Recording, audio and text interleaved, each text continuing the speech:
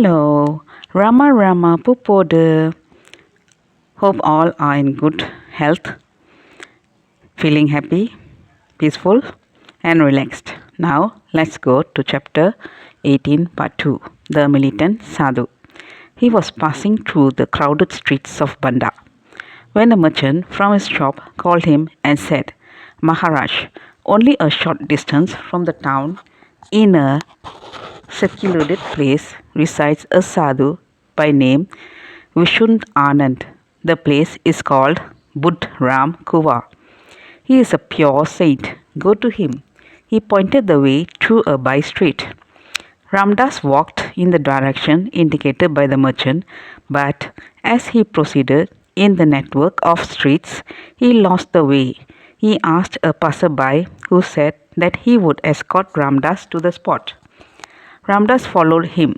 They came to a temple of Mahadev at the foot of a hill, and passing through a high porch, ascended the hill. They had to climb a few yards on all fours and came to a flat surface in front of a large, shallow cave. A number of people were sitting on the ground. A sadhu, a young man in kaupin, was standing inspecting the construction of a duni or fire pit at the mouth of the cave. Seeing Ramdas, he offered an empty gunny bag for a seat on which he sat. Now the sadhu's attention was drawn to a man in the assembly. Flying into a temper, he roundly abused the man in coarse language. Ramdas inquired of the escort if the angry sadhu was Vishud Anand. No, he replied. This is Balak Ram Brahmhams. Vishud Anand stays about a mile away from here. Can you take Ramdas to him? Ramdas asked. Very well, he answered. The latter part of this dialogue reached the ears of the irate sadhu.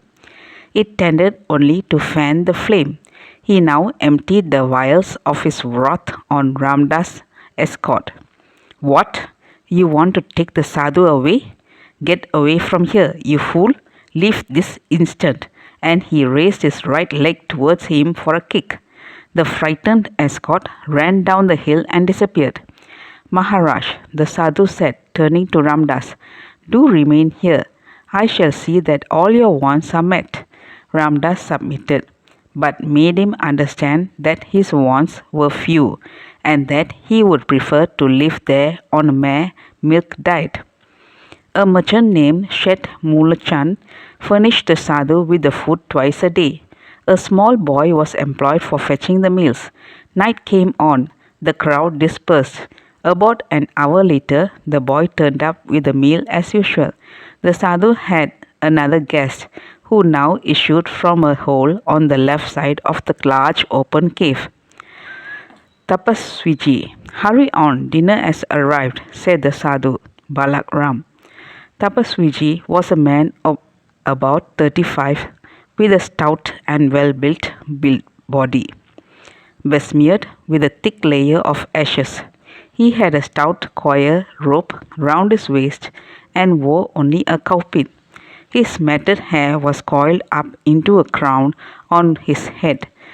He held in one hand a yogadanda, or arm rester, like a cross, and in the other a japamala of Rudrash beads. They sat down for meals and asked Ramdas to join them. He excused himself. Balaram tried to persuade the boy to fetch some milk for Ramdas. He demurred and said that he did not know where to get milk from. Never mind, put in Ramdas. Ramdas is not hungry. He will be satisfied with a tumbler of water for the night. The meals over, the sadhus prepared ganja, chilam, and Balak Ram appealed to Ramdas to share with them a smoke. Here again he declined their offer with thanks. He was silent and watchful. The ganja intoxication made the sadhus drift into strange and irrelevant talks. Ramdas stopped on the hill for about a fortnight, and the short stay was crowded with thrilling and amusing incidents. The hill was called Bambeshwar Pat. Except for a sprinkling of shrubs and 2 or 3 trees, the hill was arid and rocky.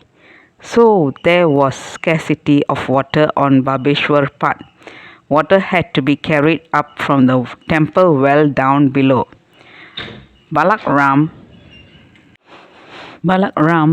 Paramhams was a young man, aged about 32, possessing a lithe and upright figure. His lower jaw and the compressed lips showed determination. His eyes were tender and his face was suffused with smiles when he was not in fits of temper, which would sweep over him as the raging tempest, only to be followed by the calmness and a clear sky. At heart, Ramdas could discern he was soft and compassionate. For lack of proper discipline and society, he had a mind riotous and uncontrolled. He had a recoil from the unrealities of the world, and his dispassion was admirable. The only method he employed to subdue the carvings of the mind was ganja smoking, but the stuff would only raise the very spirit of wrath in him. One predominant trait in him was a passion to serve saints. By such service alone, he firmly believed one would attain liberation or moksha. His one message to all those who came to him was to use their wealth for the service of sadhus. His ambition was to make the hill a home of sadhus and for himself to be their servant, and the worldly people and the suppliers of the necessaries for such service. He was militant in his ways with the visitors, and with the whip of his tongue he would lash them. A specimen of the manner in which he talked to them will be related here. One day it would appear he sent for the deputy collector of the district who was in Banda at the time. He was a Hindu. The poor officer, having a religious turn of mind, not knowing what was in store for him, obeyed the call of the Mahatma. He came to see Balakram at the close to his office. In his usual office dress, the officer bowed to Balakram and sat down. Now Balakram, taking a full survey of the man in front of him, rolled out his tongue to lubricate it.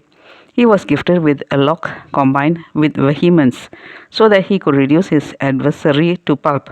"Ha ha," he began derisively. "What a fine peta do you wear! A well-ironed long coat, clean white trousers superior, English boots, and a fashionable cane into the bargain. Luxurious dandy that you are! How much precious money are you wasting with these foppish things? You think you are very clever because you have these ornaments? Fool, do you believe in wallowing in dirt like the filthy worm, toiling and moiling from morn to eve to procure these baubles and steep yourself in the enjoyment of selfish and sinful desires? Beware," he continued, "that like a huge cobra is ever stalking behind you, waiting at any moment to swallow you up. Have some thought about what you are here for. The only way for you, mudworms, to attain moksha is the service of the saints. If you don't do this, you are done for. If you have any money about you, shell it out." The dazed and perplexed officer said that he would send some money on reaching home, and mumbling some excuse, sneaked away. The money never came. Thereafter, Balakram sent for him half a dozen times. The officer did not, of course, turn up. That's all, folks. Let's see for the next chapter. Thank you. Bye bye. Rama Rama Pupodu.